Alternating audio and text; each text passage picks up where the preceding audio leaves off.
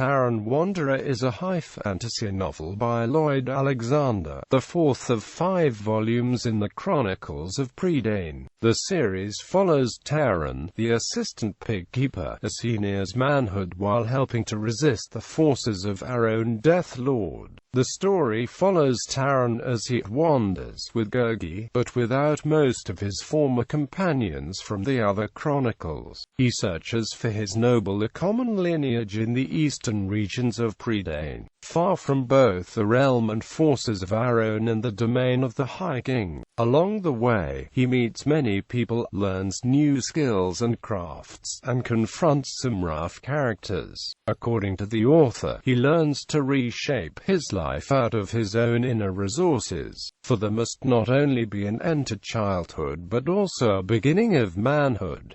Origins. The series was inspired by Welsh mythology and by the castles, scenery, and language of Wales, which the author experienced during World War II Army combat intelligence training. All of the proper names in Prydain are historical or mythological. A few elements of Taran Wanderer have a Welsh basis, but the more universal, such as Morda's life secret and the 3 crones, the Norns, the Moiri, or triple goddess. At one stage, it would conclude with a 4th book entitled The High King of Prydain. The editor felt that something was missing between the 3rd and 4th volumes, so Taran Wanderer was written 1 month after The Castle of Lloyd was published.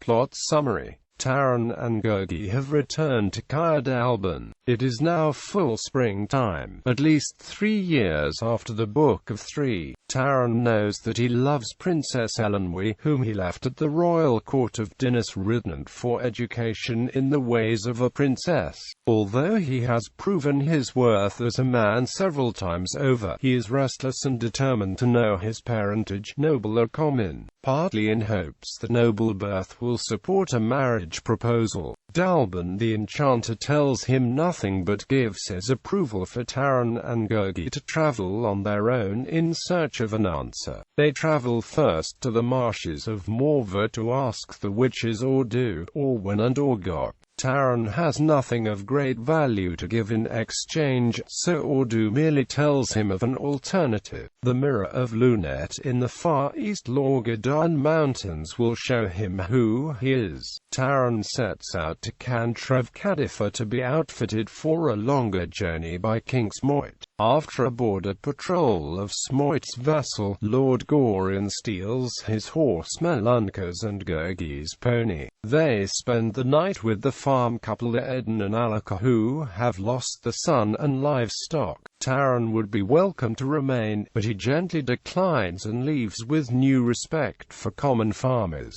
They recover the steeds shortly after because Melunca's will have no other rider, and Gorion is relieved to escape the burden of mastering him. At the neighboring stronghold of Lord Gast, they meet old friend Fludeflam, who seems to return to wandering as a bard every spring. Together they go on to Caer-Cidan, where Smoit welcomes them.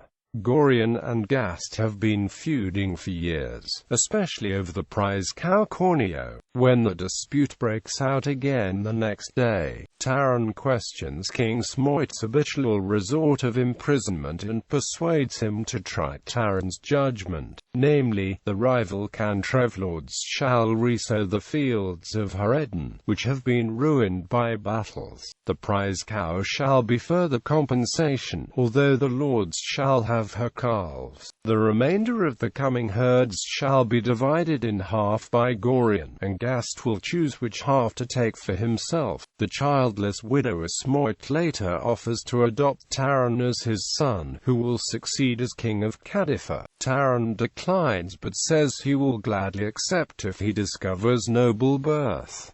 Continuing eastward, they cross Ystrad. Taran's pet crow Kor and Fluda's mount Lian, a giant cat, find treasures which they bring to the masters. Kor brings a polished bone the size of a toothpick, which has been stashed high in a tree. Lian brings a green and yellow frog that has nearly dried to death, their old friend Dolly the dwarf, whom they revive. Dolly has been transformed during investigation of a deadly threat to the fair folk. He knows that he is not the first to disappear in animal form, for a human wizard named Morda has attained the power to enchant them, and to raid their underground realms.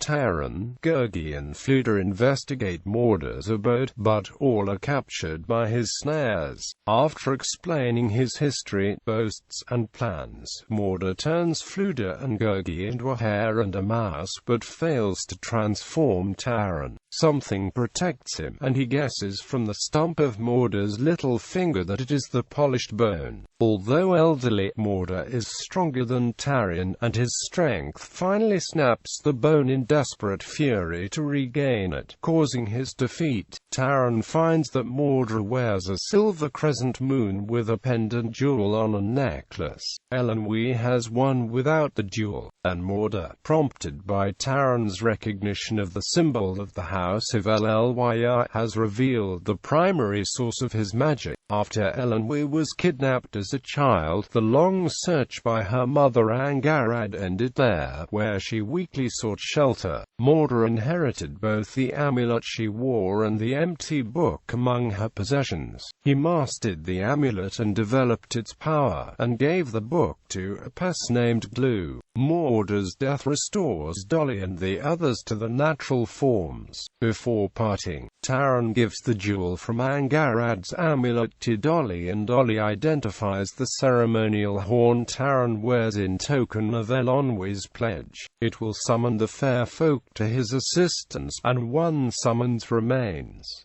Taran, Gurgi, and Fluda camp next with the ruffian Dorith and his band. The hosts suspect a quest for treasure and offer guidance to Lunat in exchange for a share. The guests try to slip away early next morning, but Dorith prevents it and extracts a wager on hand-to-hand combat with Taran. He cheats and takes Taran's sword, then departs. An old shepherd, Craddock, with decrepit holdings, welcomes the companions next. From Taran's account of the mission, he welcomes Taran as his son. Fluda departs, but Taran and Gurgi remain and labor beside Craddock. Taran and Craddock develop a bond, but Taran also resents the end of his dream of noble birth. During the next winter, however, Craddock suffers a bad fall down a mountain gorge and Taran is unable to rescue him. Near death, he reveals that he knew enough of Dalben's history to pose as Taran's father and gain Taran as a son. The gorge and the weather threaten Taran too, and he finally summons the fair folk, who are able to save only himself and Gurgi. Afterward, Taran and Gurgi continue eastward, across Little Avron to the Free Comets. They stay first with Lucky Lonio and his family on the banks of the river, where Taran learns that life is a net to gather what comes. Next, Taran assists and learns the trades of three great craftmasters, Heveth the smith, Dwyvach the weaver, and Anlor the potter. They teach him that life is a forge, a loom, and a potter's wheel. He learns enough that he would be welcome to remain as an assistant, but pottery alone seems to call to him, and he realizes to his dismay that he will never master it. He gains a new sword, a new cloak, and a new bow. Driving the wares of Anlor to Kamoshai Sav, he leads the poor farming village in resistance of a raid by Dora, killing half the band at no loss of life on the farmer's side. Anlor tells Taran the way to the Mirror of Lunat. He knows it, but has never visited, for he knows who he is. After a short journey, Taran and Gurgi find the mirror, a pool of water at the mouth of a cave beyond the Lake of Lunat. Taran gazes into it, and he is astonished, but Dorith interrupts, now alone. Evidently there is no treasure, so Taran and the ruffian are soon at sword point. His old sword shatters on his new one and Dorith flees. Taran does not pursue but returns to Anlor. He relates that the mirror showed his own reflection and nothing more. He does not feel cheated by or do, for he saw what he had become and all he had learned on the way.